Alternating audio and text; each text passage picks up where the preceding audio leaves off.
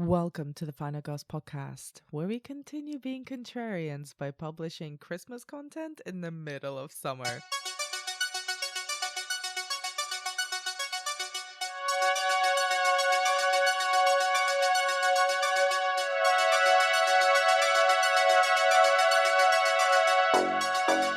I'm Anna Bogutska, co-founder of the Final Girls Collective and your podcast host.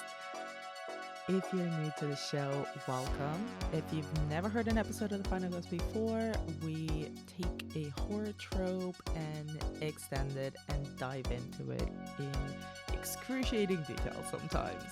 We're currently in the final episodes of this fourth series of the podcast where we're looking at teen horror movies in depth.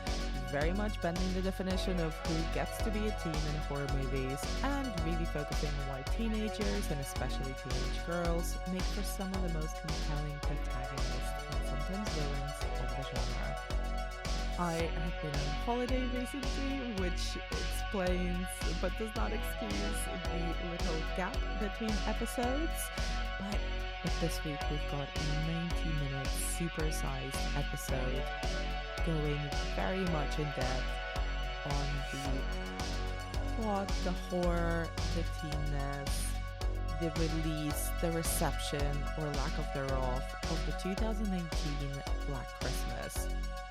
Joining me in this episode is friend of the pod and podcaster Becky Dark. We actually recorded this episode in person, which seems like a wild concept, and quite a little while ago.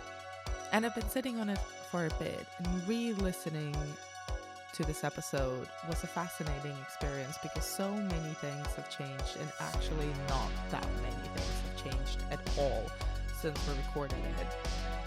A quick reminder, you can follow us on Twitter and Instagram at The Final Girls UK, and if you have a few seconds to spare, please do leave us a review over on Spotify or Apple Podcasts. As per usual, please do note that we spoil everything pretty much from the beginning.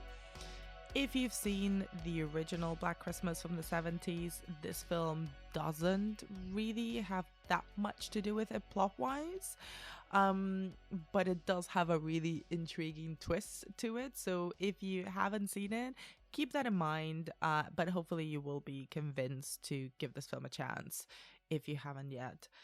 And with all of that said, please enjoy our take on Black Christmas 2019. How to start. Becky, thank you so much for doing this. Thank you for asking me. We've been texting a lot about this. We have, yeah. This is a hot topic. Yeah, about the pre, even about when we were going to go see the film. Yeah. After. Yeah. There's a lot of it. Yeah. So when and how did you first see the 2019 version of Black Christmas?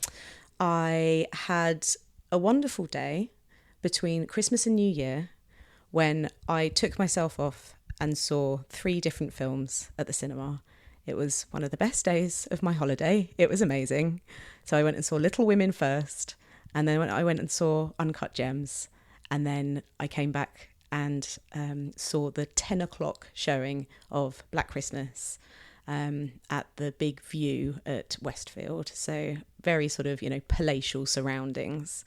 And surprisingly, for a 10 o'clock viewing, there were a fair number of people in the screening. Oh, that's great. I'd say there was like me sort of sat on my own in the middle, and then maybe half a dozen couples. So for a kind of late night between Christmas and New Year showing, it had a decent turnout. But, I think this already brings us on to the point that the only showings that I could get to were that crazy late night slot, that crazy late night slot where it was like, in some ways it kind of helped me build my cinema day because, it was good that there was a late showing, but that was the only one I got to choose for Black Christmas. I remember when I was when we were talking about this and I was trying to find the screening of it on release, and a few weeks after, because I saw this in the new year already. There was only 11 p.m. or midnight screenings in the weekdays in multiplexes, so cinemas like Odeon, Review, and no independence, which I thought was quite interesting.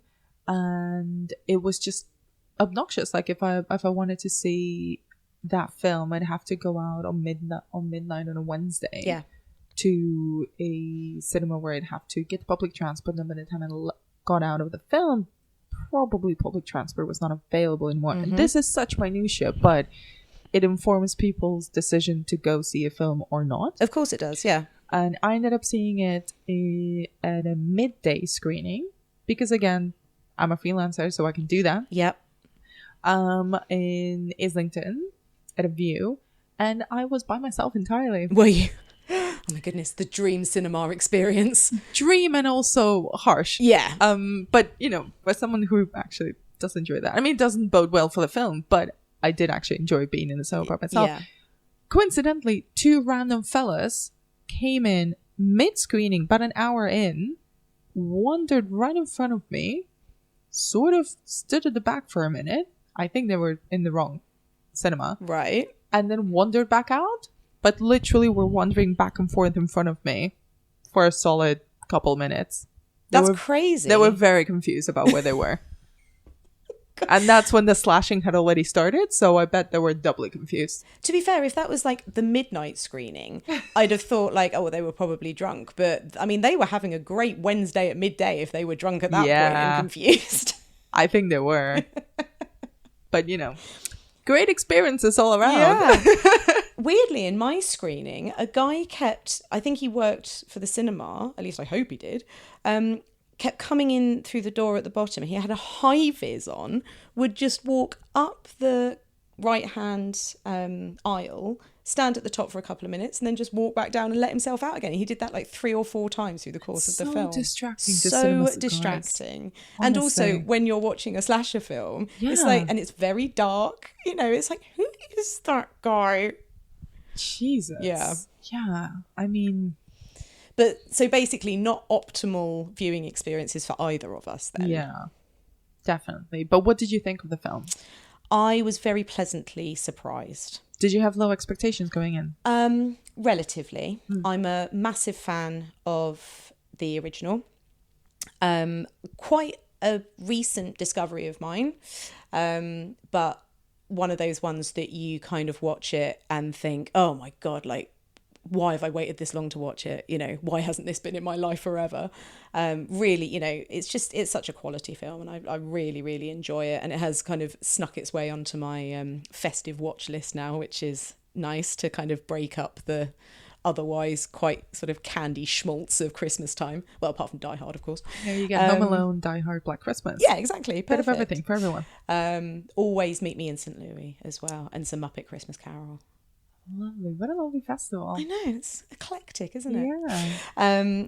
But so I've never seen the 2006 remake. Yeah, nobody needs to see that. No, that's what I've heard. And then when this one came out, I watched the trailer and was very unenthusiastic about it. I thought that the trailer gave away, like, it was really long.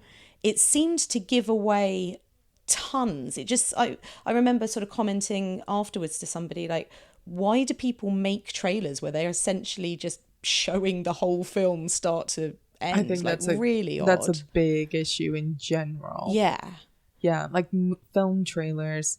I remember there was in the early 2010s, and I want to say this is around especially David Fincher's The Social Network, which sort of kickstarted a trend in film trailers. You know, the thing that is everywhere now, it's dissipated a little bit, of kind of taking a very well-known pop song, doing a cover of it, putting it on top of the trailer, but not actually making it more of a mood piece as opposed to a plot trailer. Yeah. So you're not actually doing the whole thing of, in a world where a mummy comes back to life.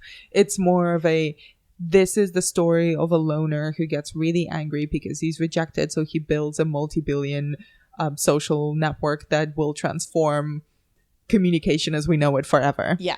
But he did it just because he got rejected. You know, when the song is Creep by Radiohead, but in a sort of a cappella version. Played on a like mandolin or something. Yeah, and you see that a lot in so many trailers. And the other kind of version of those are the ones where they just explain everything. So you don't actually have to see the film because you sort of have already seen it in 2.5 minutes. Yeah, exactly. And that's very much how I felt coming off of the Black Christmas trailer. I noticed in it a couple of kind of beats that I thought were reminiscent of the original. I wasn't entirely sure how I kind of felt about that.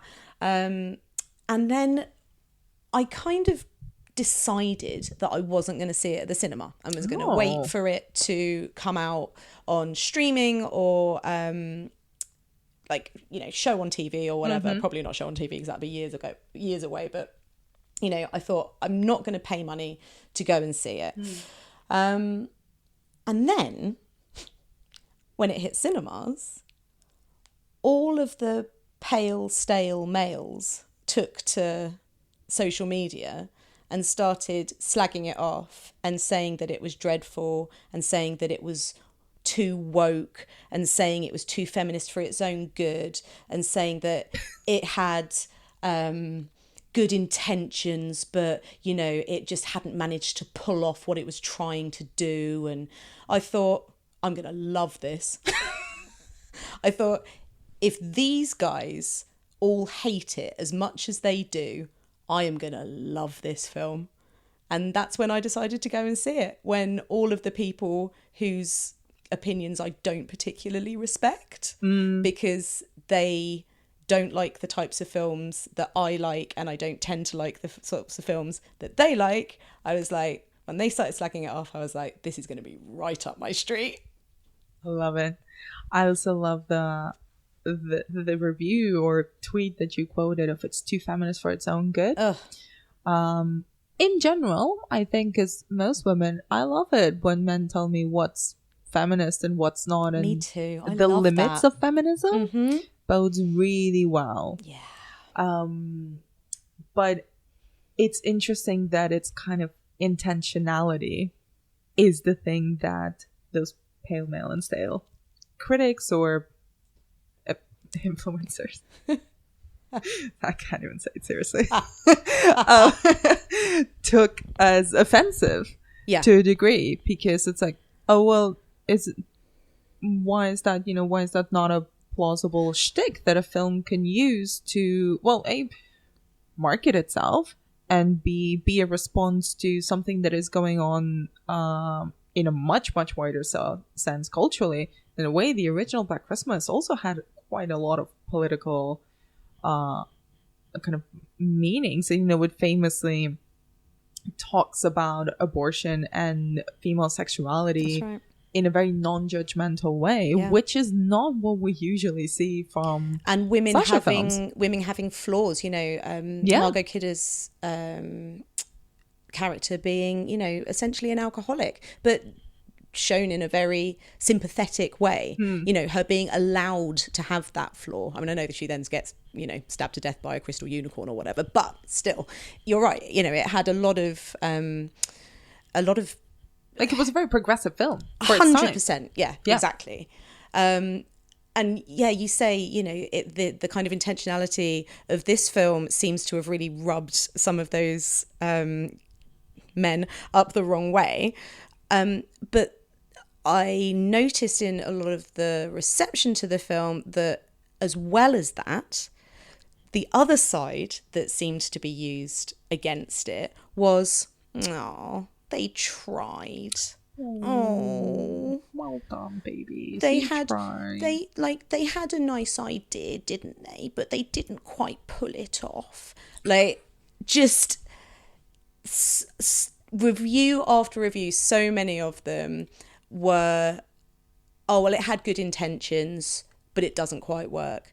Firstly, my question would be, how do you know what their intentions were? And secondly, I disagree that the intentions that you are placing onto the writers and onto the film are unsuccessful, because they're sort of saying, you know, oh, well, you know, they're trying to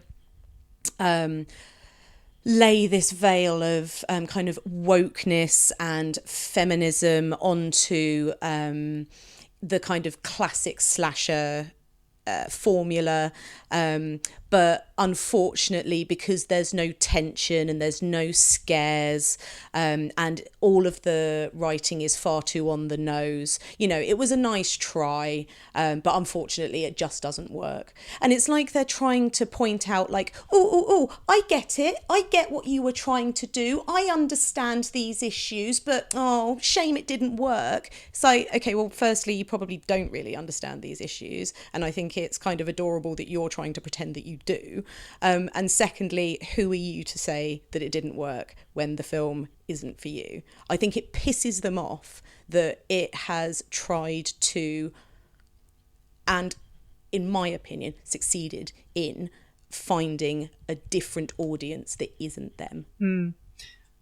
This is going to be super ranty, Anna. I'm really sorry. I'm just so pissed off. I think you're bringing up a lot of really, really good points. There's so many things there. So one of those is kind of who is the film for? You know, the whole reason we're doing this, the whole reason we started The Final Girls was because we were always told that horror films were not for us, that we were not welcome in those rooms, that our knowledge was always challenged, that we were not the design audience, and by that extension our enjoyment of genre was problematic or even fake. Like we were faking it in order to impress a man. The amount of times that I've been growing up to horror festivals way before I started working in film, and was always sort of tapped on the head and be like, oh, are you here for your boyfriend? It's like, no, I'm here by myself.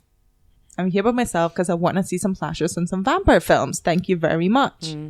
But the other point is also that the intentions of the filmmaker, what was I going to say? The intentions of the filmmaker might be political, but that doesn't mean if they don't enjoy the film, it doesn't mean that it doesn't succeed in its intentions. No, exactly. Because they, as far as I read, intended this film to obviously comment on contemporary toxic culture, but also be an invitation for a different type of audience, namely younger women, to enjoy a slasher film that was made with them in mind. Yeah. I would also like to point out that it's not the first slasher film that is decidedly writing in feminist critique into a genre that was transformed into something that was not on the surface welcoming to women, because let's remember the Summer Party Massacre trilogy, which was entirely written and directed by women and remains the only slasher franchise that has been made entirely by female creatives. And how wonderful are those films? I mean, the first one I think is an unsung masterpiece. The second one is really fucking weird. The third one, best not to talk about it too much. So I haven't seen the third one. I agree that the first one is a masterpiece. The second one is fucking weird, but you know what? I really love it. It's really enjoyable. Genuinely, I do believe that film should be like a cult classic that is screened with sing-alongs all the time because it's got a guitar drill and musical numbers in it. Oh, so it's fantastic. So good. But then the other thing is that there's an underlying vitriol in all the conversations that have been had by the film, and I think it's a failing in its distribution, at least here, that the audience that is intended for the film has not been invited to create opinions on it. Yeah, exactly. The fact that you do the same basic model as for any horror film with one that is very, very specifically inviting a young female audience to enjoy it. And I'm sure there's going to be stuff there that is more for a Gen Z generation, young women, that is going to go over my head because I haven't been to university in 2019. Yeah. That is not my lived experience. No. But I can relate to a lot of other things, and I can see what they're trying to do. And the thing that I feel very disappointed about is the fact that there's a lot of subtleties and humor in it, and satire as well, that I've not really seen reflected in any of the conversation that I've seen online about it. No. And it's a pity because it's a really fun film. It definitely wears its politics on its sleeve, for sure. It's not the first or the only one. Why is it a problem when it's woke politics? I just say that. I don't think it's entirely true. Why is it not a problem when it's angry young men? Why is Joker not problematic, and critically acclaimed and a massive box office success, but a feminist Black Christmas, and let's just say the original Black Christmas is also a feminist slasher, is somehow problematic? It's just this thing about women are not allowed to be angry and men are allowed to be angry, and then they get critically acclaimed for it as well. But we're not even going to try to engage with the thoughts and the satire that's present in Black Christmas because, like you said, it's just getting like all the woke shit again. Yeah. Like, come on, calm down. Yeah. I saw one review that said that they had tried and failed to make a Get Out with women. Now, what? So I think the point that they were trying to make was this whole thing about it wearing its politics on its sleeve, and it's produced by Blumhouse just as Get Out was, and the writers had come along and they'd seen that Get Out was this hugely successful, popular horror film with obviously African American struggles at its heart and at the center of its politics, and these women writers had seen that and thought, right, well, we could do something similar but with women's struggles and women's issues and women's politics, and that they had tried to do that and therefore failed. Now, I liked this film. It's no Get Out, right? No, it's not as good as Get Out, and I don't think it's even trying to do that. Firstly, I disagree with that reviewer that it is trying to do that. But secondly, there's something at the root of that this white male reviewer is willing to get on board with the politics of African American issues being worn on the film's sleeve, but not when it's female issues. So why, even though this guy is from a different race than the issues in Get Out, is he perfectly willing to sort of engage in that experience and experience that film in a kind of empathetic and genuine way, but he won't do that with a film that is women's issues being worn on its sleeve? Now, again, I do think it's important to reiterate that Black Christmas 2019 isn't as good as Get Out, but that isn't the point that the reviewer was trying to make. I think he was saying, oh, bless them, they've come along and they've seen it and they've tried to make Get Out with females instead of Black people. I think it's the same as trying to say that horror has only gotten political recently. Which is a statement that is so ludicrous, it's barely worth even discussing. I mean, we're not going to discuss that statement. It's just pure ignorance.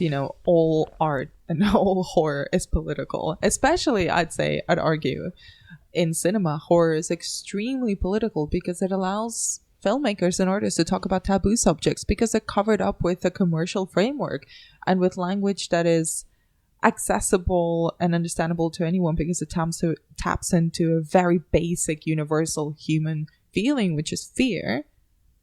But still, they use that to talk about many different subjects. Get Out is a fantastic thriller horror film, but it uses that format to talk about very real issues that exist, particularly in the United States. Yeah. And this film has an additional pressure, which again makes it very unfair to compare it to Get Out, because Get Out is an original script. It has nothing to compare itself to. Obviously, a lot of influences and stuff like that. That's not what I mean. Black Christmas has a legacy in the horror canon. It's got very beloved original, a film that basically invented the slasher format. So it's extremely revered. It's got a very failed initial remake that nobody really talks about. And then comes along this team with another remake of the same property. So there's already an underlying set of expectations and a comparison that will inevitably happen, and obviously has happened.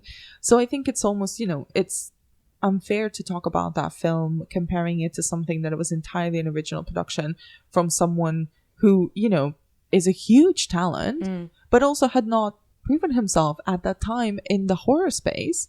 and now is one of the most, if not the most exciting voice, making tons of new films, both his own, obviously I'm talking about Jordan Peele here, both his own, also empowering new filmmakers, making TV, readapting classics like The Twilight Zone and Candyman, and also, you know, consistently supporting and empowering new creative voices, not just his own. So that ended. But yeah, that was, I think there was already a desire to not like this film. Oh, yeah, completely. And I think that bias going into the cinema, particularly from people who have a platform to talk about film, is deeply disrespectful to any filmmaker. Like, I'm with you. I did not necessarily love the film. I thought it was very smart. I thought it was very funny. And I thought it was very clearly made by female creatives. Yes. And I think it definitely speaks to women in a very specific way. Yes. And not in a way that is very on the nose. Its politics are on the nose. Its themes are right there. They're extremely explicit. That's not because of sloppy screenwriting. That is there. That's deliberate. Absolutely. And even, I think it satirizes aggressive wokeness to a degree. Mm-hmm. So I think this criticism of it being too woke for its own good definitely does. Like, have you seen the film? Have you really seen it? The character of Chris is absolutely satirized with her sort of like gnashing, her trying to get everybody to sign those petitions against the all-male, all-white exactly. literary canon. Of course it's satirized. The first critical response that I saw was from a very prominent member of the horror community. He's somebody who I know is very respected and has, like, he tweeted about it. It was like a one-line response. I know that he's got a lot of followers. I know that he's got a lot of respect and a lot of influence. And I personally think that for people who have that sort of platform, who are so far removed from the experiences that are presented in the film and from the audience that a film is aimed at, to tweet out something along the lines of Black Christmas is atrocious, full stop, send tweet, is irresponsible. And I think that that's not a isolated response. It was probably the shortest response that I saw, and it was the first response that I saw.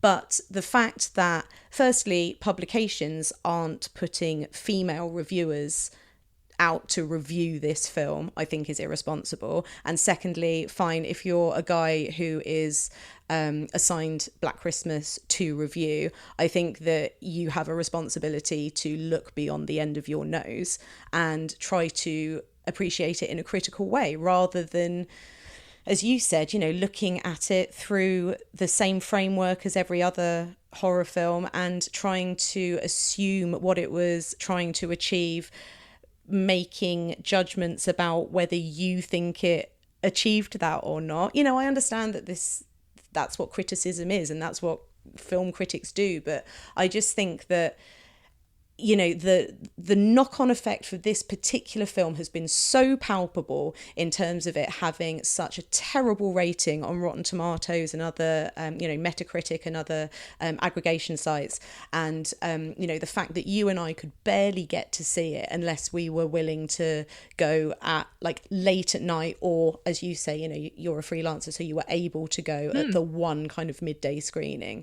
These sorts of responses to the film, I think, have had a very palpable effect on this specific film. And I think you're right. I think that there was a conscious effort to dislike it, and I think that it means that this film will be swept under the carpet and underappreciated, and that isn't what it deserves. Absolutely. I completely agree with you.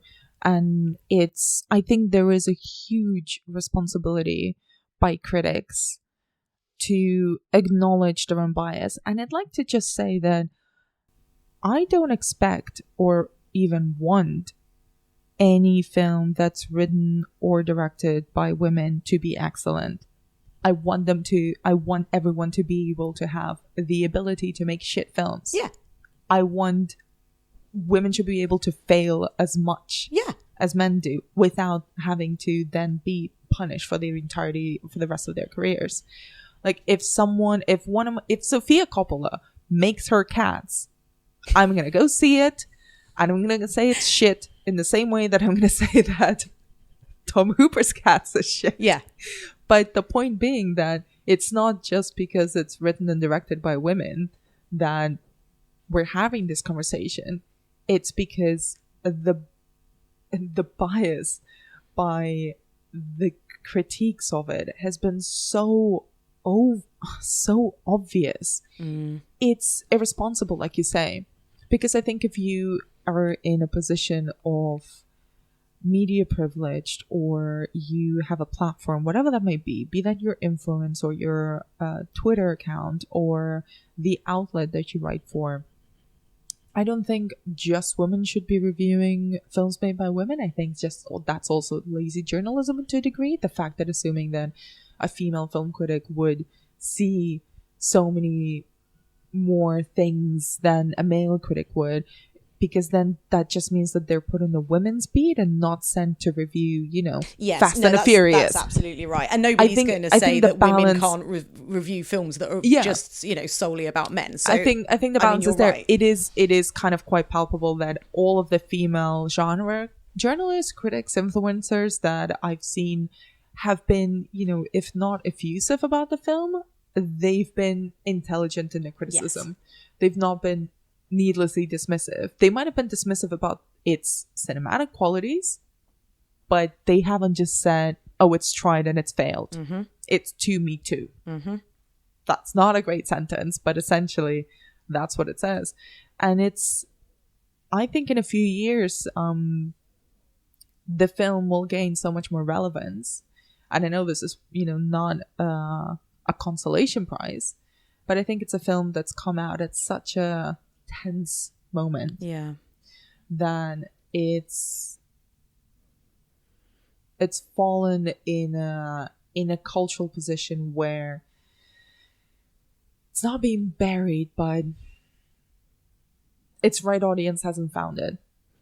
And it's possible that the right audience hasn't found it because the critical reception has been so bad. And you're absolutely right. Women should be allowed to make shit films and men should be allowed to review films that are by and for women and vice versa. But this film isn't that bad. Like, we wouldn't be having this conversation if it was a shit horror film written and directed by women that had got a terrible reception. The fact is, it's not that bad. I enjoyed it. I gave it 3.5 stars out of 5 because I was just like, yeah, that was pretty good. And I got a lot out of it. It made me jump. I thought that there was tension in it. I thought the writing was very smart. I thought Imogen Poots was excellent. Oh, yes. I thought that there was genuinely a lot in its favour. I will watch that film again. So, rant over. Let's talk about the film, because I made 8 pages of notes while I was watching it. Because it's hella dense. Yeah. Okay, so you mentioned it already, but what did you think of the film itself?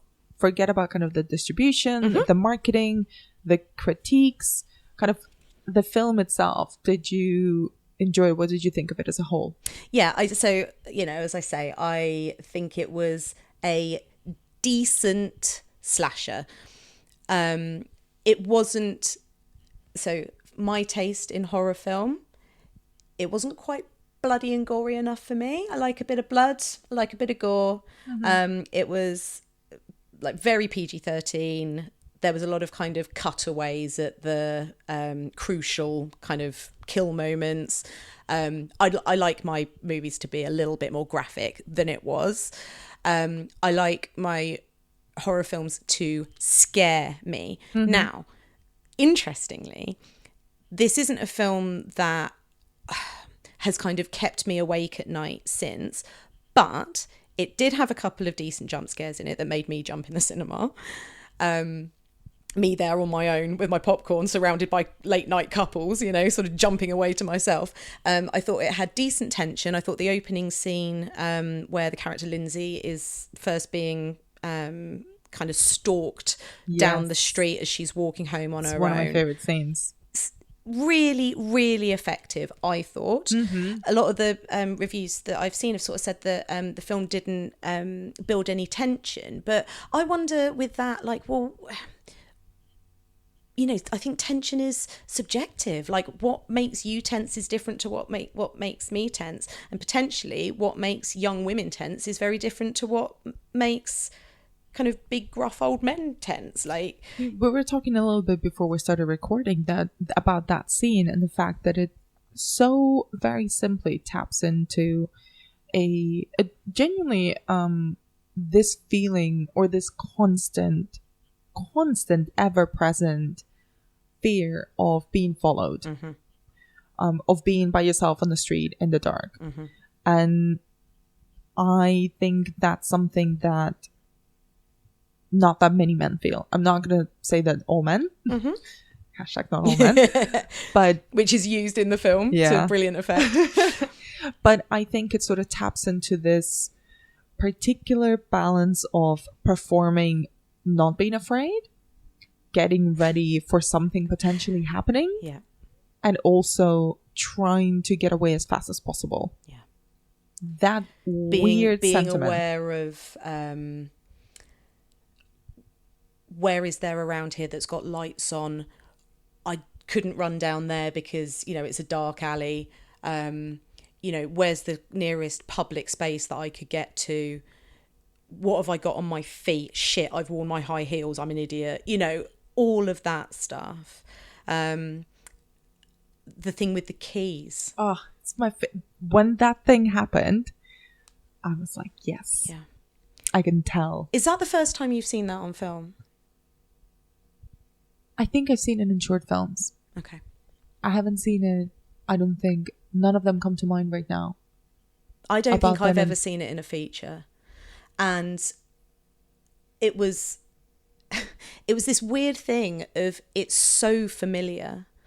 I've done it. I've had my friends sort of independently tell me that they've done it. You know, not like I tell them and then they're like, I've done that too. Like, I know that, you know, women do it. And I saw some stuff on socials before I'd actually seen the film showing surprise, like, oh my God, like, I didn't realize that this was a thing. And I was surprised that there was surprise, because to me, and I think to our group, it's so common and like it's just ingrained. Like, I was amazed that people didn't know about it, and it was therefore really cool because it's so ingrained. It was so cool to see it on screen, and then especially for it to be used to its ultimate effect, where she jabs them into that guy's throat and actually kills him with them. You know, that, it was really powerful. I know, I loved it. That was one of the subtleties of the film. And I think the film, the best thing about it was the script and how the on-the-nose woke politics actually distracted from the very subtleties that are presented about being a young woman in that world. And, you know, it's obviously set in a sorority, and there's quite a large conflict with the fraternity, and there's already a conflict between, and this is very 2019, of, you know, our generation and the younger generation being extremely more politically engaged and very active with enacting change, which is definitely a generational thing, you know, of young students trying to actively change the curriculum because they see the inherent problematics of it, because it is offensive to not just them, but more than one group of people, of questioning authority, all of those things, of questioning the canon and what are quote unquote the proper classics. You know, which is exactly what we're doing here right now as well, to, you know, a much lesser extent in a sense, but it's questioning what is good and who decides what makes what good. Exactly. That's the Exactly. thing. And that narrative there, that's so much more subtle than, you know, oh, there's a character who's an outspoken feminist activist. And that's the power of the film that I think has completely been ignored.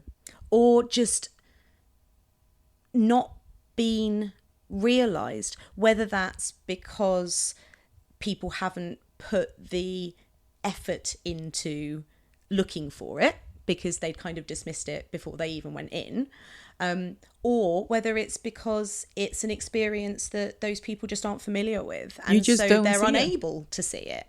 It takes a lot of empathy Yeah.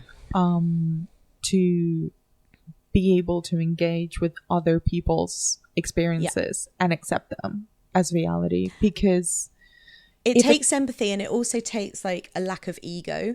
I think a sort of tacit admission that my experience isn't the only experience, and my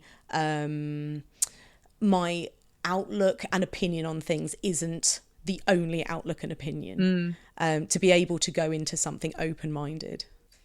We talked you mentioned a bit that it wasn't gory enough for you, which I kind of agree. I ignored the trailer on purpose, but I did sort of expect it to be a bit more violent than it was. It's not necessarily a bad thing, it's what the film is. But what were kind of some of the gorier, more violent scenes that you enjoyed? Well, so the keys in the throat was brilliant. I particularly liked Professor Gelson, I think his name was, but basically the character played by the magnificent Carrie Elwes. So fantastic. He was so good. I squealed when he came on screen. Did you not? Recognised him. It took me a while, really, because I hadn't looked into a lot about the film before I went to see it. Yeah. And really was just kind of spurred on by all the hatred on the internet about it. I didn't know he was in it ahead of time. Yeah, neither did I. And then he comes on screen and I'm like, who is that? And it's so annoying in the cinema, because usually if I was watching it on TV, I'd just immediately look it up on IMDb, and you can't do that in the cinema. And so I was actually having to use my brain and my memory to try and figure it out. And then the penny dropped at the scene where Imogen Poots' character and him are just about to go into the frat house, and like she's there and then he turns up and there's that sort of confrontation that goes on, and he said something and suddenly it clicked. I was like, oh my god, of course. He was so good. He was excellent. Really He's good. such a charming, graceful actor, but there's such an anger to him that I loved. I mean, I've probably watched The Princess Bride and Saw. Yeah, you know, more times that is advisable. But so I know kind of what he looks like. Depends now. who's giving you the advice, Anna. I mean, So I clocked who he was, but my favorite bit was when we first see the inside of the frat house. There's portraits of all the previous kind of head boys or whatever they are. Yeah. And there's a picture of painting of young Carrie Elwes. And I was like, that is literally a still from The Princess Bride. Oh my god. That is literally Wesley, and they've made it into an oil painting. And I want that in my house. Missed that. How do we get those? I want one. You should get one. We can have matching portraits. I mean, there's a portrait of Colin Firth as Mr. Darcy in the Jane Austen Museum in Bath. Why can't we get the Carrie Elwes poster? Yeah. Based on that. That's great merchandising. I mean, let's write to Jason Blum and see what he can do. Oh, yes. But anyway, so with that character, with the professor character, I loved it when he was set on fire. There was just something very cathartic about that for me, especially as he then torches the frat house and the whole. I mean, you mentioned before we started recording, but essentially the big bad in this is the patriarchy. And the fact that him being immolated then kind of I'm doing, air quotes, burns the patriarchy to the ground. He literally, I had a note satisfying. Yeah, it's like they literally burned down the house. They burned the house of men. They burned the patriarchy. It's beautiful. I wish we had the rights to play the Buffy the Vampire Slayer podcast little jingle of the patriarchy, because it's great. Oh, if only. My favorite one is when Nate, who is the boyfriend of one of the girls, I think it's of Jessie. Yeah. He comes back after they've had a row, and he comes back in, and he's sort of affected by the black man juice thing, and comes in striding, and you kind of see him switch from his own self. He comes back to apologize, and suddenly he's like, "Here is a real man," and then he gets an axe in the face right as he's saying "man," which I found really funny because the actor's delivery was so funny, and he switched registers so quickly in that scene. I was like, this is beautiful. He was very good. He was very good, yeah. After he had his sort of angry, spooky migraine. Going back to the girls, we were trying to, remember their names, but so they've got the classic, like female horror trope thing with their names, where there's 5 of them. The 4 are Riley, Chris, Marty, and Jessie. Very gender neutral names. Gender neutral. Yeah. Or I mean, if I saw the list Riley, Chris, Marty, and Jessie, I would probably like automatically think that those were boys if I didn't know they were girls. So they're like the 4 who are kind of up against the patriarchy, up against the frat boys. And then there's Helena, who obviously has a very feminine name. Yes. Who is the one who wants to be like the good woman. Oh, I see where you're going with this. Very good. Just a small observation. No, I love it. I love it. It's another subtlety of the script that I hadn't even clocked. Yeah. It's great. Yeah, because Helena is the traitor to the group. Yeah. Where she is, working in cahoots with the frat boys to help them murder the girls. And she's been stealing from the sorority house. She's been stealing like their effects, hasn't she? So she's got the Diva Cup, for one thing. And the other bits and pieces that all the girls have lost, which again is quite witchy in its kind of like black magic. You have to have like somebody's personal effect to be able to target them. What did you think about the whole occult twist of the film? I mean, did it work for you? Yeah, it did. Chuck a bit of occult into anything and I'll love it. Yeah, fair enough. I mean, you talk about, preaching to the converted. But so for me, I think it added an extra layer that brought it far enough away from the 1974 version that it just kind of added an extra... it helped the film stand on its own 2 feet a little more. So for me, when that was kind of revealed, I was into it. What did you think? I mean, like you say, chuck a bit of occult magic shit in, and I'm already in. Yeah, black man juice goo. I mean, I think it was fairly predictable in a sense. I'm not going to fault it against it because it was surprising because it sort of took away from the original. Yeah. I was like, oh, okay, this is something entirely different that works very well for the commentary that you're trying to make. And I think that's what remakes should be there for. They're there to give a different spin to the story. We've already got the 1974 Black Christmas. That ain't never going to change. Yeah. That's an excellent film. We can keep going back to that. We don't need another shot-by-shot remake. I want something new. Like Luca Guadagnino's Suspiria was to Dario Argento's Suspiria. Entirely different. The premise is the same. Name is the same. Whatever. Brand, IP, recognition, all of that. But the take that the filmmaker gives it is entirely different. So I appreciate it for that. And because, generally into magic shit on film. Exactly. And, it worked. It wasn't like they did it and I suddenly went, wait, what? Like, they built up to it in a pretty effective way. And then, I mean, she sees the kind of initiation ceremony with the black goo coming out of the bust pretty early on. So, that's there to set it up. And then she's talking about Hawthorne, the founder of the university, having Calvin been into black magic. And yeah, I mean, it was fine. I thought it worked for me, and it was fine. It was a neat way to wrap up the story. Exactly. And also, I think to a degree, remove some of the responsibility from the male characters, which I also thought was quite subtle. Yeah. In a way, it's kind of making them less in control of their actions because they are as dominated by the patriarchy. Yeah. Sorry, I keep hearing the jingle in my head. You can't just say like the patriarchy anymore. Not so we're buffering the Vampire Slayer. I have to do a dramatic pause, say the patriarchy, and then do another dramatic pause. Yeah. But yeah, I think that was another thing that was quite smart about it, was the fact that it made it very evident that the male characters and, men are as controlled and as victims to patriarchal norms as women are.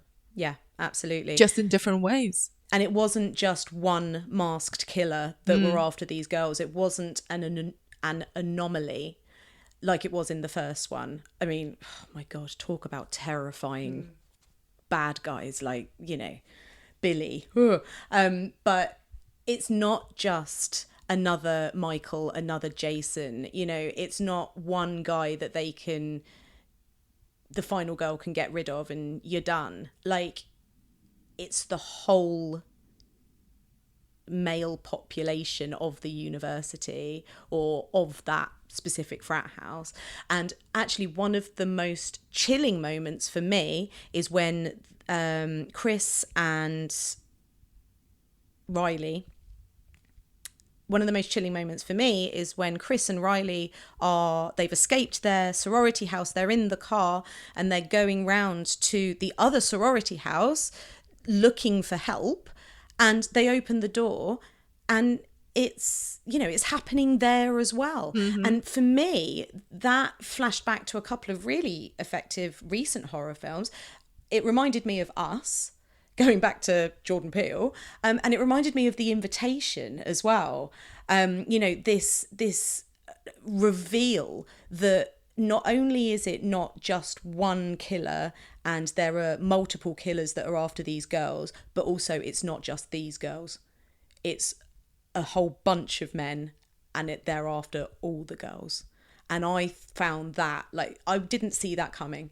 And that really, like, stopped me short. I was like, shit! Where is safe? Actually, nowhere's safe. Very well put. The other thing that I found really chilling, and again, subtle, was...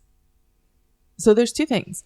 I don't think it was that subtle that they created kind of a full social network called Yip Yap in the film for... Yip Yap.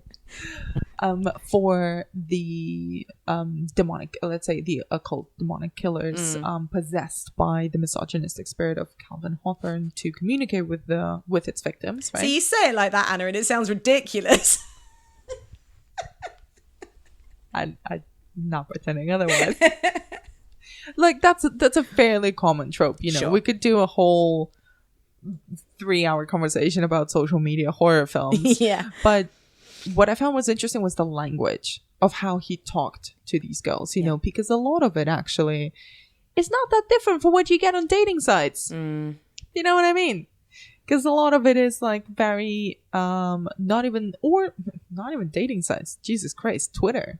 Just look at the vitriol and abuse that, especially women, but not just cis hetero women, but anyone who doesn't agree with people with a Twitter account and a lot of anger in them. Mm-hmm.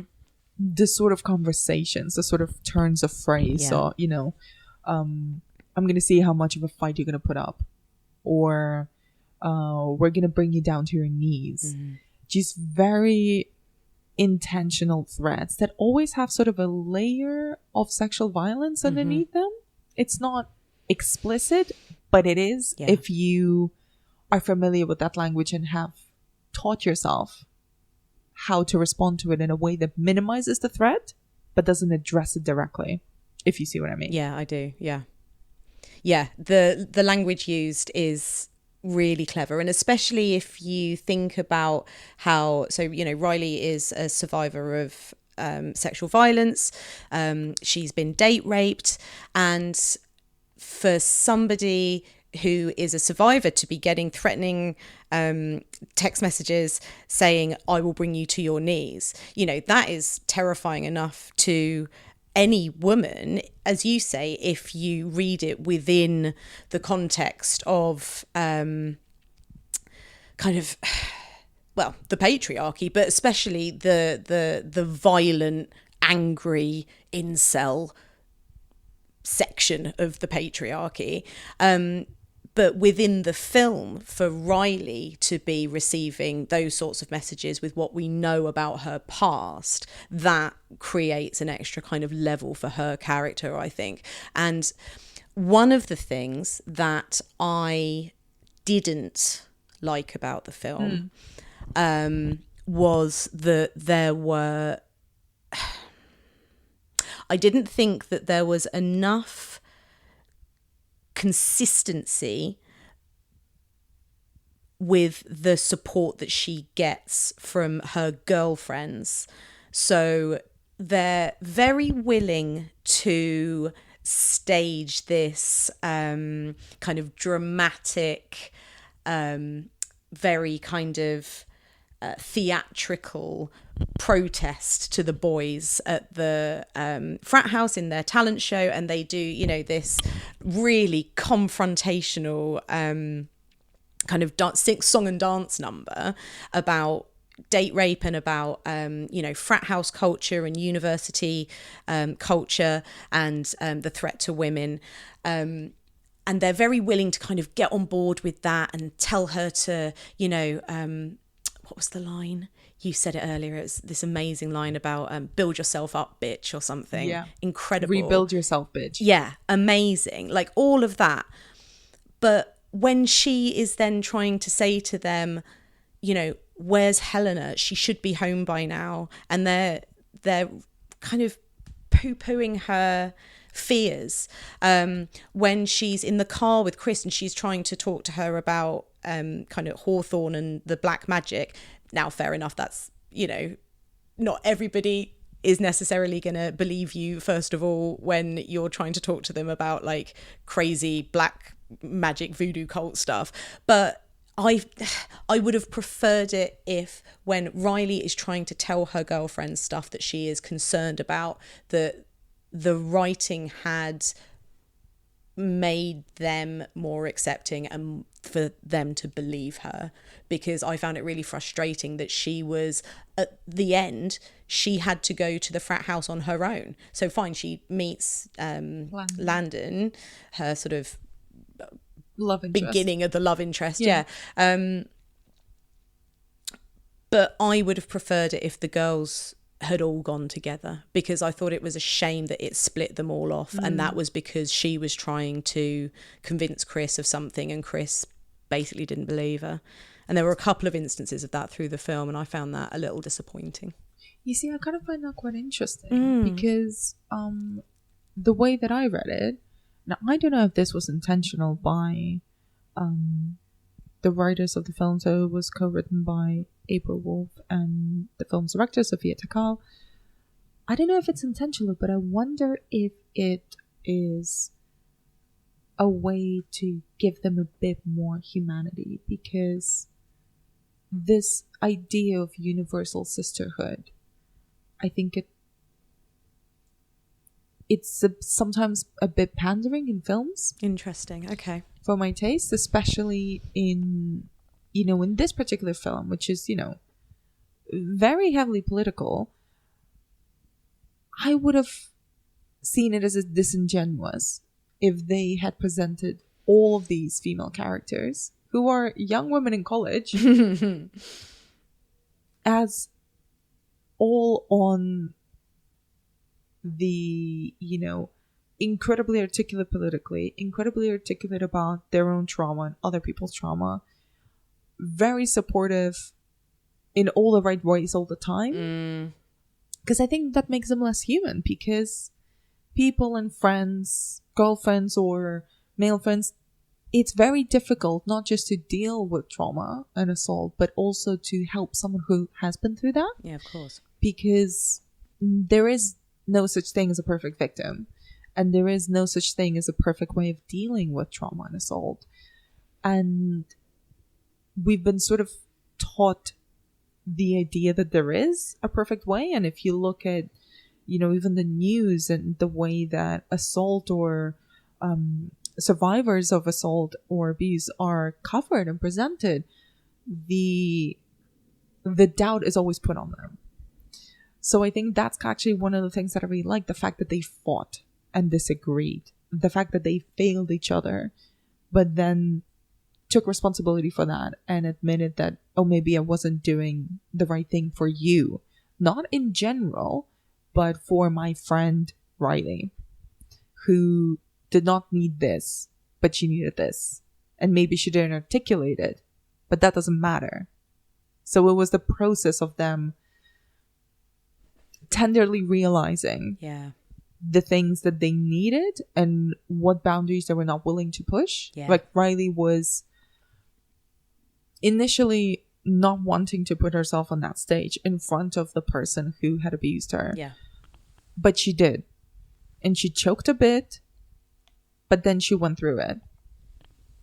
But then something else was really triggering for her. The fact that Chris had put the video of that show online, and there was a line that was very clearly heard in it towards the end. That was really offensive to her. And it's like those boundaries are very difficult to define. And I thought that was the fact that it made them a bit unlikable. I don't think that's the right word. The fact that it made them fallible. Yeah. Well, you used the word before, you know, it made them more human. Yeah, you're absolutely right. I think, you're so right, actually. And it was when you said, you know, these are girls at college, that I suddenly thought to myself, remember, you know, I'm 37. It's all very well me kind of projecting my my current kind of friendships and my feelings of loyalty and, you know, what I would do for my girlfriends now. You know, this is 20 years ago. Well, 15. But yeah, you know, you do have to think of the characters as, you know, they're still learning about themselves, and you have to, you know, it's that old cliche, you have to learn about yourselves before you can kind of, you know, give to other people. And for Riley to have gone through the sort of trauma that she did at such a young age, you know, that whole thing about, you know, there being no perfect victim. Well, you know, to be dealing with that at college, and, you know, she's doing all right. Like, she's dealing with it pretty well, all things considered. And I thought the way that, I mean, we've mentioned Imogen Poots a bit, but I think, Jesus Christ, she was amazing. So good. She shows such vulnerability, but then kind of embodies very much the kind of the badass final girl trope. Although, it needs to be said, there is not one final girl in the film, which I really liked. Yeah, same. But yeah, she's kind of the layers of her performance, especially in the first hour of the film, before kind of all the slashing really starts in earnest. Her regular kind of life and just shrinking a bit at certain points when certain people passed her by. You know, she's doing really well, but you can see how much effort certain situations take. Yeah. And I think that's all the credit to Imogen Poots as a performer. There's the scene when she encounters Landon at the library late at night, and he's gone to go and find a book about jokes. He is adorable. Adorable. So cute. I hope those crazy kids can work it out, you know? Yeah. He's literally like the Zooey Deschanel yeah. adorable character that is horrendously attractive, like so beautiful, and then also just very awkward. Yeah, and doesn't know what to do with himself. He's like trying so hard. He's trying so hard. But yeah, so to your point about her sort of her shrinking and the way that she just kind of holds herself in certain situations, stuff that obviously makes her feel uncomfortable, that encounter with him late at night, she started to build trust in him. She started to like him, and then she bumps into him in this slightly suspicious situation, especially considering all the crazy shit that's going on. And I thought it would have been very easy for Imogen Poots to have played that much more hysterical, and to kind of, I don't know, just, to make it much bigger, much more dramatic. But she didn't at all. She holds it all in. And yet you can still feel how scared, disappointed, uncertain, her panic. I just thought I thought that particularly was very strong. I think that's kind of becoming a thing in Sofia Takal's work. I'm a big fan of her previous film, Always Shine, which never got a release in the UK. It's from 2016. It's with Mackenzie Davis. Before she kind of started really blowing up, when she was on that TV show. In the Dark? No, not Control, Alt Delete. Halt and Catch Fire. Similar reaction. Yeah. And it's about kind of a sort of a tense, somewhat codependent, dark friendship between two women, and kind of the competition within them. And it's very, very subtle, and it's very De Palma-esque. Interesting. And the performances in there are, again, very contained, not big at all, even though the themes, and someone who was a less subtle director would have made them go up to 11. Yeah. And I think the way that Imogen Poots performs in this film reminds me so much of Always Shine as well. Definitely recommend that film. I'm going to have to seek that out, yeah. But you're right. And then there's also the scene where she goes to the security guard where she's concerned about her friend Helena's disappearance. She's been gone. Her mom hasn't. She's supposed to go home for Christmas. She hasn't arrived. Her mom has texted her buddies, which again is a very, very normal thing to do. Yeah. If your daughter hasn't come back home when you expect her, you text her girlfriends. And she's the only one worried, like you were mentioning before. Everybody also dismisses her. But that scene where she goes to the campus security guard to, not for herself, but for her friend, to express concern and be like, she's not home. We don't know where she is. Her mom doesn't know where she is. Can you look into it? And being disbelieved and questioned and dismissed by the security guard.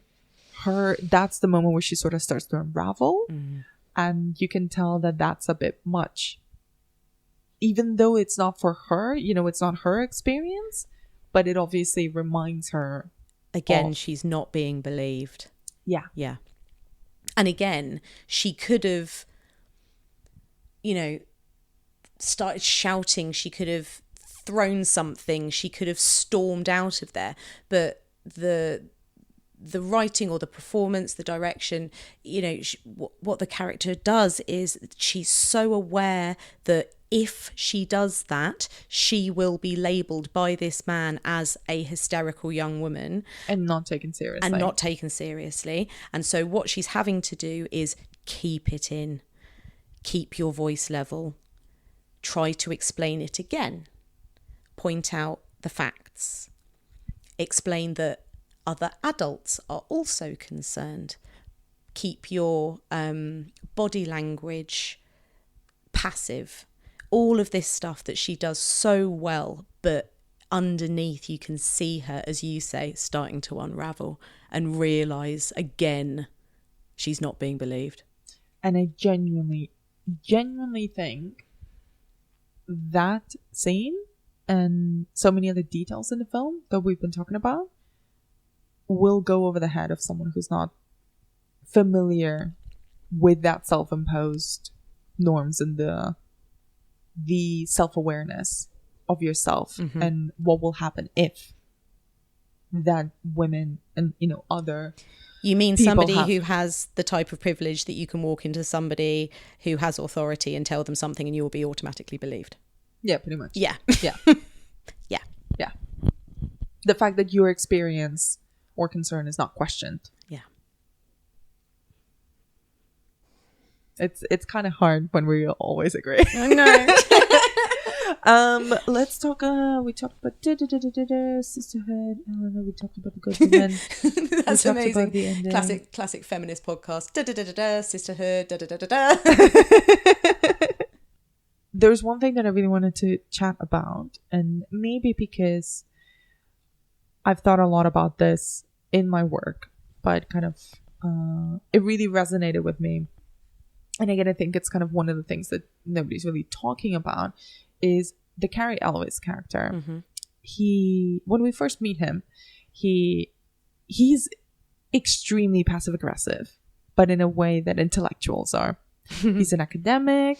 He is presented as an alumni of Hawthorne, so he was a student. He's now a professor there. That's right. Demonstrates a lot of love for his alma mater, so he has a lot of respect and kind of a sense of ownership. Not ownership, but, you know, this is his house. That's the sort of attitude that he projects. And he reads out in this lecture where we first meet him, which Riley and Chris are rushing into. He reads out a passage, and I literally found the full, this is, I think they read an abridged quote in the film, but I found the full passage, which is, "Woman was an idol of belly magic. She seemed so swell and give birth by her own law. From the beginning of time, woman has seemed an uncanny being. Man honored but feared her. She was the black moth that had spat him forth and would devour him anew. Men, bonding together, invented culture as a defense against female nature." That last bit is the bit that's read in the film. And he uses that as a trick. As a man of letters, a scholar, to say, oh, is that written by a man or a woman? Can you tell? And he addresses that directly to Riley, very specifically, because we later learned she had signed a petition to get him removed from his post because he was teaching an all-white, all-male literary canon, which is the majority of what's taught in most schools and universities. Yeah, especially on classics. Yeah. And she says, well, probably a man. And he's like, well, no. This was written by Actually. Camille Paglia. And, you know, Camille Paglia is quite a controversial figure. She's a feminist scholar. And this is from her book, Sexua Personae. And she has a lot of criticism and has written and spoken and appeared a lot and talked a lot about her critiques of contemporary and modern culture. But I thought it was so interesting that he used a feminist scholar's writings to justify him saying that quality is quality and gender and diversity don't matter. Coming from a man who refuses to teach books written by women. And it's that, again, the subtlety of it. I just thought it was so smart. And I don't think it's a coincidence that this film is co-written by someone who used to be a film critic. So someone who thought and wrote about film. It's the fact that there is a canon. This applies to all art. Films, books, you know, visual art, whatever. These are the classics with a capital C. This is what we're taught, and we're taught that this is the good stuff. This is not debatable. This is not your opinion or my opinion. This is the canon. These are the rules. This is the good shit, basically. This is what you need to study to be able to be informed, be scholarly, have an opinion. And by contrast to that is where the idea of the guilty pleasure emerges, because you derive pleasure from something, say watching films, but you know they wouldn't fit in the canon.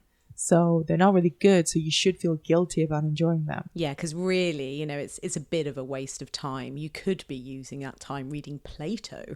Yeah, but then that become kind of creates the question of who is deciding what the canon is, which is what I really loved about the film, which frankly probably appeals to me. Yeah. Sure. But it's the questioning of what makes a classic. And, you know, if we're going to get real meta about it, is we were having this conversation earlier, is who decides that this film is good or bad? Is it someone who, you know, we've been talking for over an hour about the film and talked about different layers of it and the different receptions and things we liked and things we disliked and the characters and the believability of it, the gore, so many different things. And it's who is paying attention and who is then saying this is good or this is bad for X, Y, and Z reasons. And it's the who and the intrinsic bias that we all have. I think it would be stupid and unfair to say that we don't have biases. We're applying that instinctively to anything that we receive as media and art. What we were talking about before, there is an inherent responsibility to critics and people with a platform that are discussing and debating and critiquing any form of art to understand that and give it its full attention, whether it's Black Christmas 1974, Black Christmas 2019, Fast and the Furious presents Hobbs and Shaw. Doesn't matter. Yeah. Because then the idea that there's a line that Cary Elwes' character says in the film directly addressing Chris and Riley he literally says, your parents, not you, your parents are paying good money for you to be taught the proper classics. Yeah. And it's the fact that there's so much meaning in that phrase of I am the one who decides what the proper classics are. You go off and read your Ursula K. Le Guin and read your feminist literature and watch your Agnes Varda films, but these are the proper classics. And it's people like me who get to decide what the proper classics are. And that's the thing that I think the film challenges. And I haven't seen anyone talk about that. That's fascinating. That was so, like, it's funny when you just said, like, we've been talking about this for an hour. I was thinking, like, it's amazing for a film that, you know, is like, it's fine, like, it's good, it's fine, right? But it's not, you know, it's not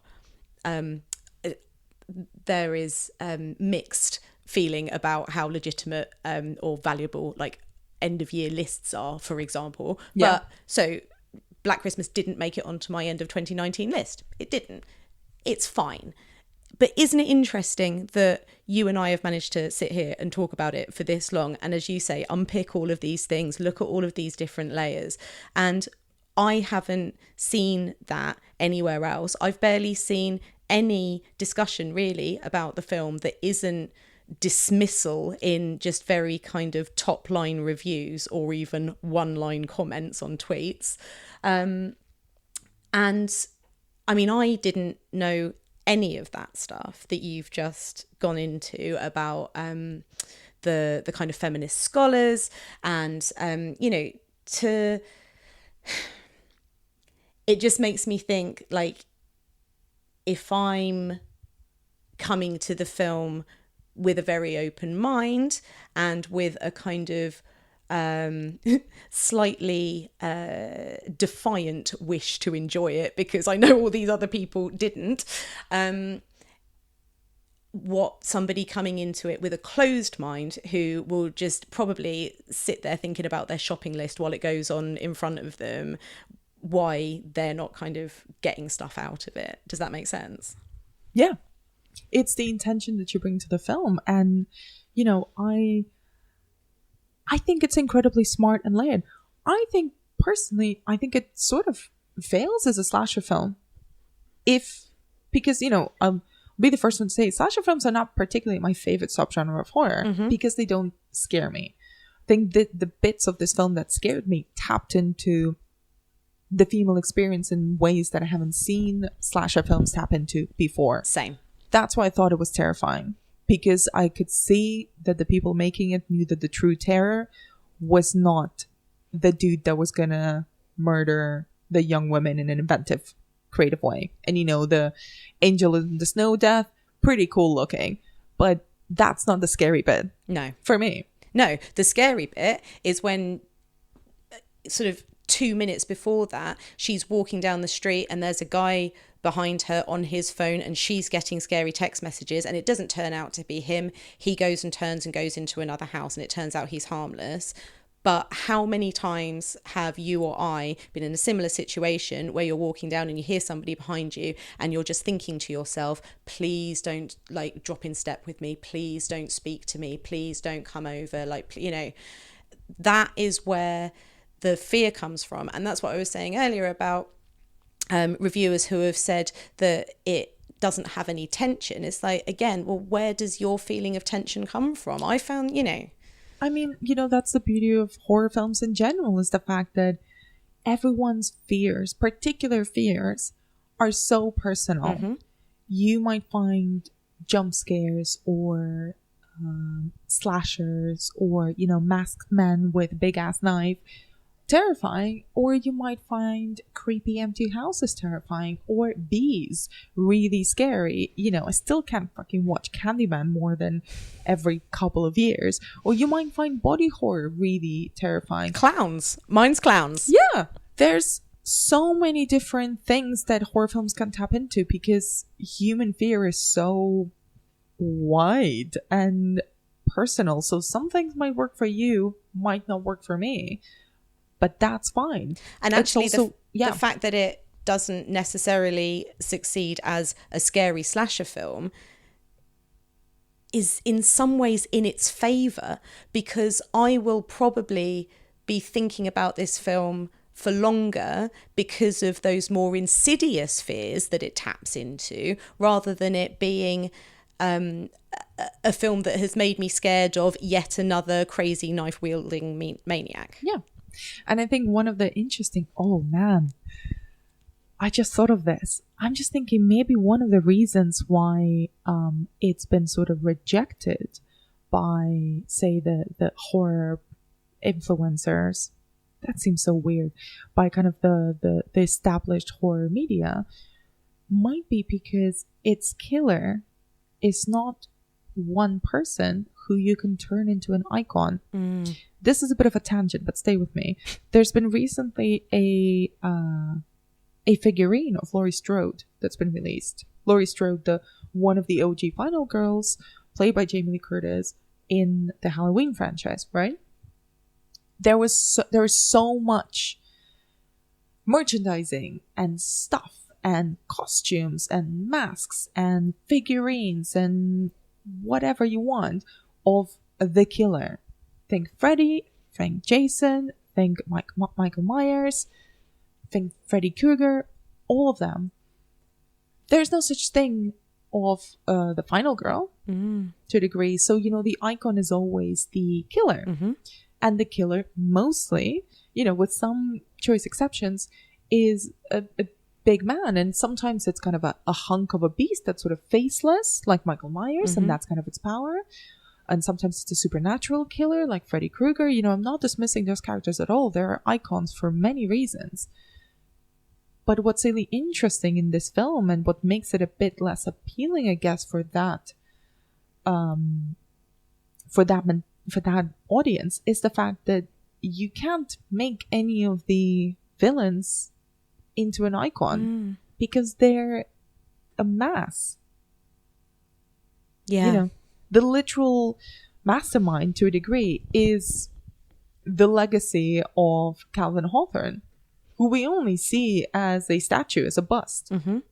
Then his minions, but, you know, they're all one and the same, basically.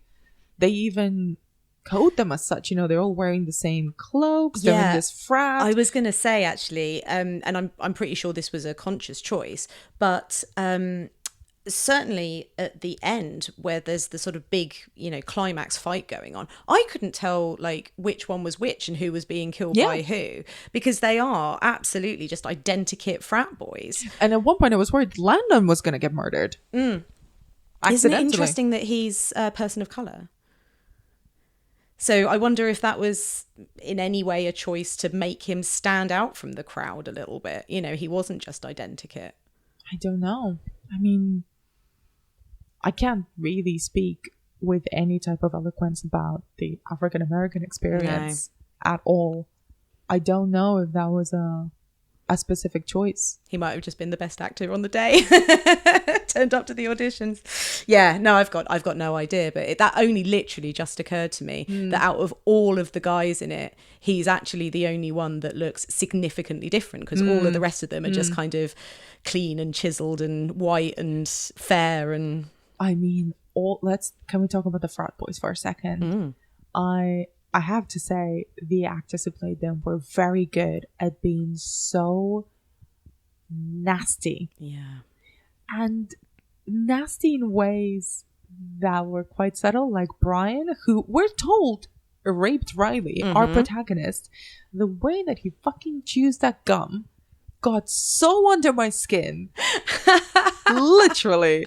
In my notes, I literally wrote all caps with 6 exclamation marks. That fucking chewing gum. He's got obnoxious gum. He really does. He's just like this, just oozing entitlement. Yeah. God, they're like, bless those actors, because they're so good. I bet they had a lot of fun. I mean, they're all, kind of all American Abercrombie and Fitch model levels. Exactly. Yeah, they're Abercrombie and I don't know. Fitch Personally, boys. I find that sort of level of frat boy handsomeness very creepy. Oh, yeah, definitely. I don't trust it. No, especially not with the chewing gum like that. So just to wrap up, you already mentioned how much of a fan of the original Black Christmas you are. Yeah. Do you think the film pays tribute to it in some ways? And do you think that it's ultimately fair to pit them against one another? I think it does pay tribute. There are certain kind of nods to it. I did love that it was one of the frat boys that got killed with a plastic bag over his head. I thought that was really fun. You get the sorority girl in the rocking chair in the attic, obviously iconic. I thought the girl in the window, which I loved when we see her in the window and you see kind of her profile, the shadow of her, and she looks like she's gonna take off her clothes, be all sexy time, because that's what sorority girls do. They're just in their underwear, prancing around in front of all windows. The time. And then you see the shot from inside the house, and it's her packing and in her PJs and stuff. And I was just like, yes. And she's extremely hungover as well. So good. Just like, yes, this is beautiful. Love it. I wondered if Lindsay being killed with the icicle was a nod to the glass unicorn, the horn.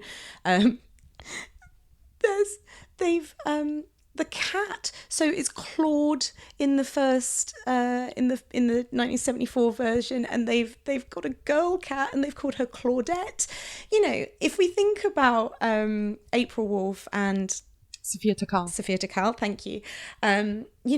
These are two women who are interested and kind of knee deep in genre. April Wolf is one of the hosts and creators of Switchblade Sisters podcast.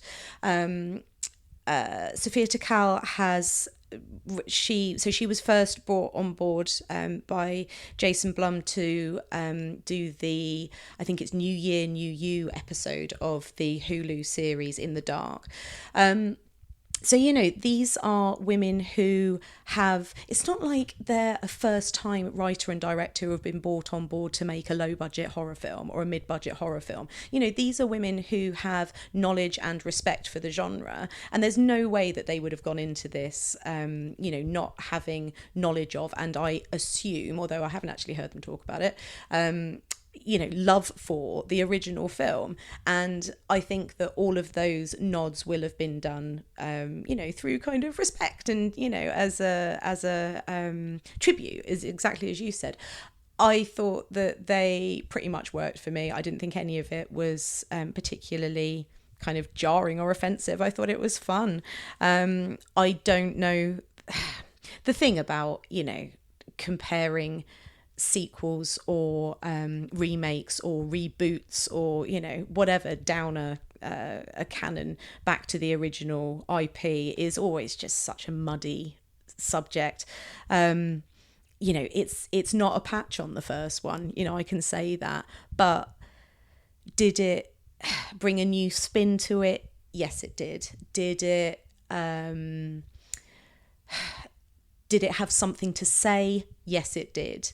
And I think, you know, I would have been much more offended if somebody, and again, maybe this is what happened with the 2006 version, because as I say, I haven't seen it, but I would have been much more offended and much more disappointed if it had been done just kind of flat and, you know, with no politics on its sleeve, with no interest in commenting on kind of, you know, feminist issues, and, you know, it does all that, and I think it's important that it did that. And for me, not for everybody, but for me, I thought it was pretty successful.